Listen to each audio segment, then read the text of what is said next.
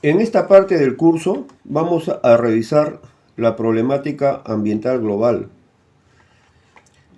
Los principales problemas ambientales que afectan a la población mundial, tenemos la contaminación tanto de los aires como del agua y de la tierra, el calentamiento global. Este problema es el más grave de todos, pues produce los cambios climáticos y estos a su vez generan desastres y causan daño a ecosistemas enteros. Tenemos también la capa de ozono, el adelgazamiento de la capa de ozono, producido, entre otras cosas, por los aerosoles, la pérdida de biodiversidad, la demografía, que es tiene que ver con el incremento de la población mundial, y este incremento de población va a originar una mayor presión a los servicios ambientales de la Tierra y además va a producir mayores residuos y mayor contaminación, y entre otros el mayor consumo de agua, que ya es un problema, ¿no? Tenemos la escasez de agua.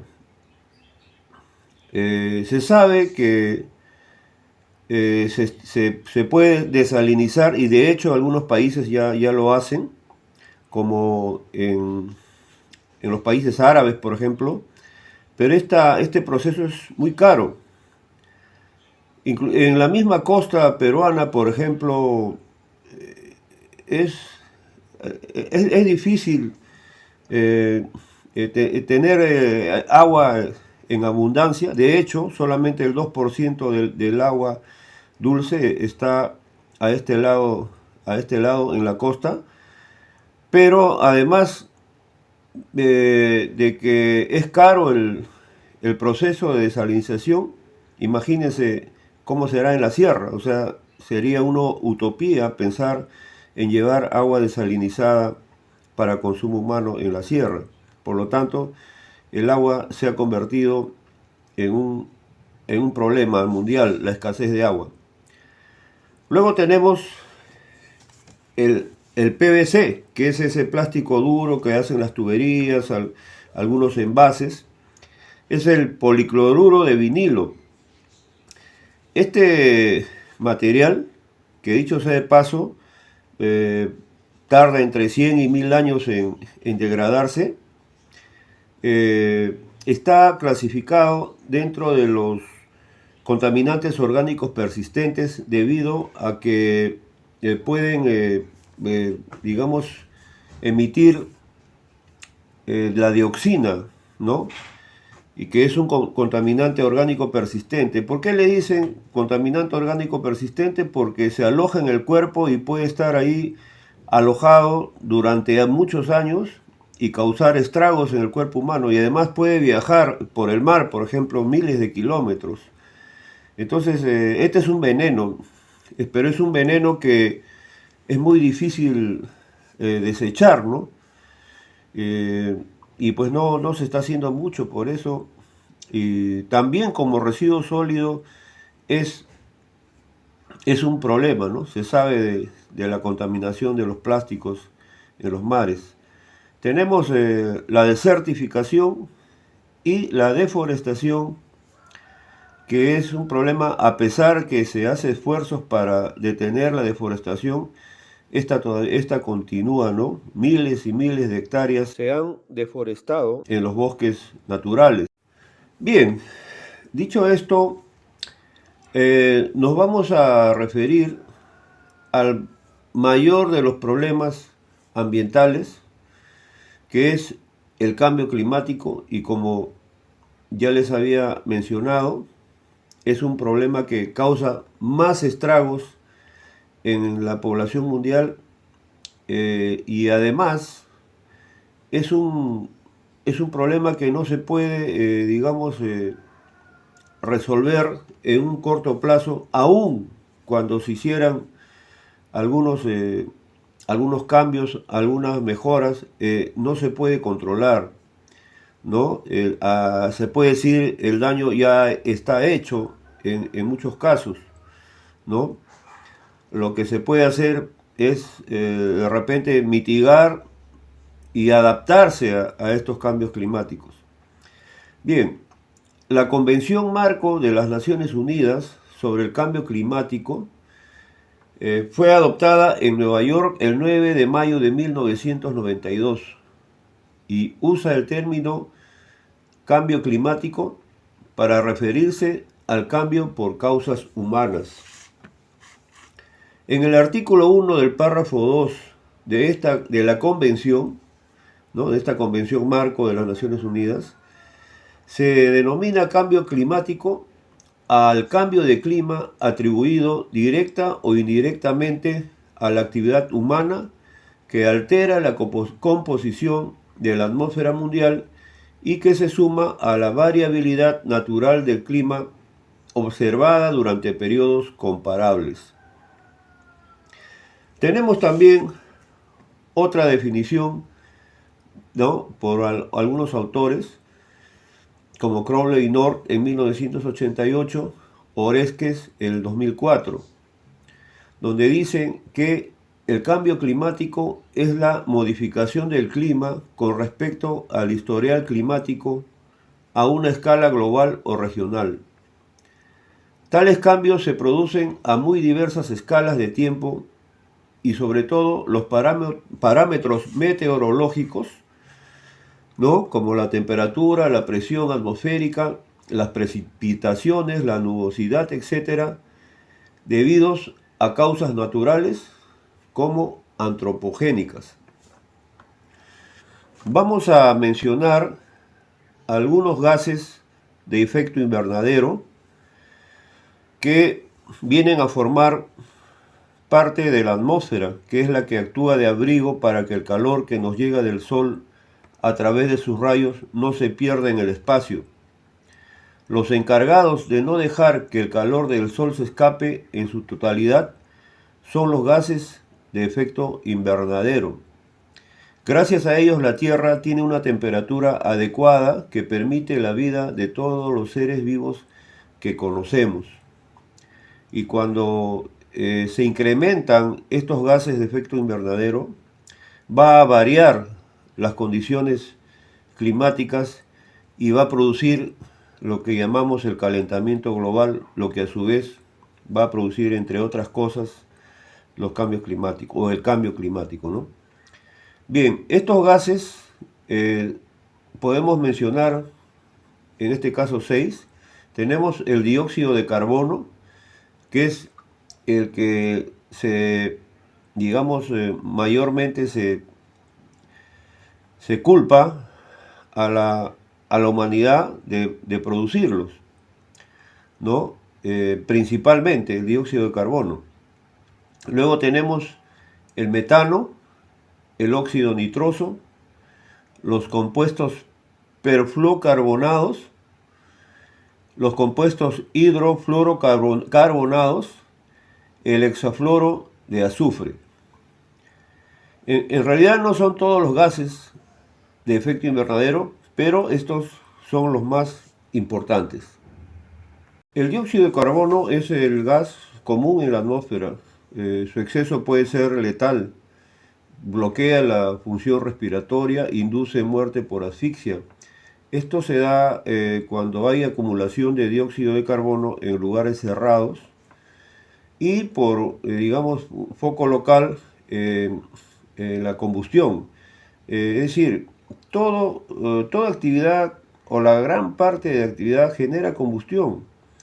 Inclusive el mismo cuerpo humano genera combustión con los alimentos, pero hay, digamos, emana dióxido de carbono, pero en cantidades pequeñas que no son dañinas para el cuerpo humano, ¿no? Pero también la actividad volcánica suele producir emisión de enormes volúmenes de gas de dióxido de carbono en forma de emanaciones que estas sí pueden ser letales. Ahora bien, el efecto de este gas es el efecto invernadero debido a su acumulación en la atmósfera a gran escala, produciendo un oscurecimiento de la capa atmosférica que permite la entrada de la radiación solar, pero no la salida del calor emitido por el terreno como consecuencia de esta irradiación. Respecto a su origen antropogénico, se emite como consecuencia a todos los procesos que implican combustión. A gran escala tenemos como ejemplo, ¿no? Porque digamos, en realidad toda la industria eh, genera, o en su gran parte la industria genera este gas, ¿no? El dióxido de carbono. Y como ejemplo es la energía, la producción de energía eléctrica en las centrales termoeléctricas que le llaman, ¿no? A diferencia de las centrales hidroeléctricas que están, digamos, producen electricidad a partir de las caídas de agua, ¿no? Utilizando como energía las caídas de agua. Cuando son, digamos, centrales termoeléctricas, utilizan combustibles fósiles como el petróleo. Y, digamos, en menor escala en los vehículos de transporte, ¿no? Digamos, no tanto como en menor escala, sino que son emisiones locales. Como ya lo mencionamos, el efecto invernadero es un fenómeno que se genera en la Tierra, que puede ser de manera natural, es decir, sin necesidad de la intervención humana, pero también con la intervención humana. Es decir, que este problema se da cuando la cantidad de gases de efecto invernadero aumenta por la actividad humana, provocando que la Tierra se caliente más de lo debido, ya que la atmósfera retiene demasiado calor que llega del Sol. Algunas acciones que producen el aumento de los gases de efecto invernadero.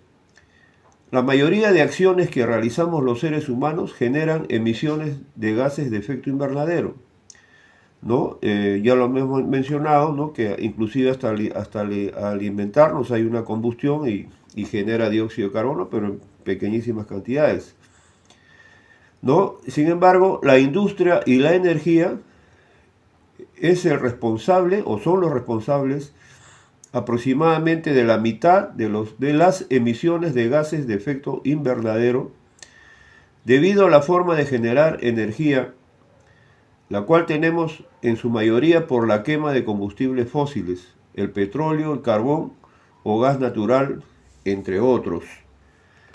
El transporte es el responsable de 1/3 de las emisiones de estos gases. En cuanto a los residuos, muy poca es la gente que separa los residuos orgánicos, que son los restos de comidas, de los inorgánicos, como el plástico y papel. Es decir, los residuos orgánicos, por ejemplo, digamos, también combustionan con el calor del sol cuando no están debidamente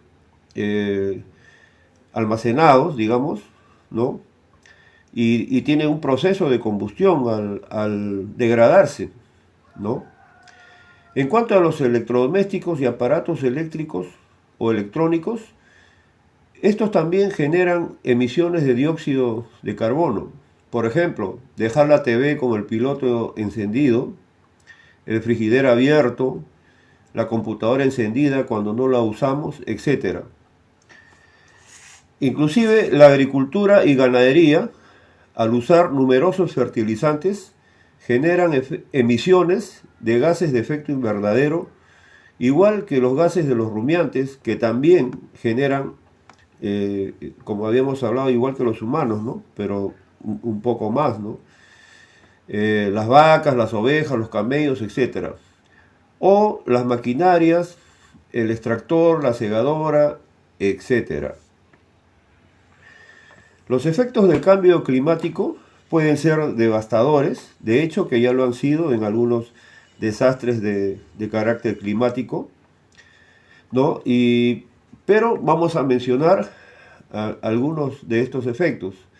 El hielo de los polos terrestres se está derritiendo. Esto va a traer como consecuencia que el nivel del mar va a aumentar considerablemente y algunas ciudades situadas cerca del mar podrían llegar a desaparecer.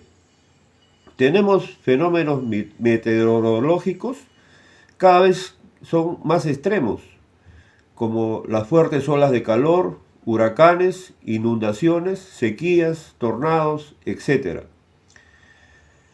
Y otra consecuencia importante en extinción de especies, ¿no? Plantas y animales como el oso polar podrían desaparecer si la temperatura sigue aumentando. También hay o van a aparecer, ¿no? Enfermedades tropicales que se van a extender por todo el mundo.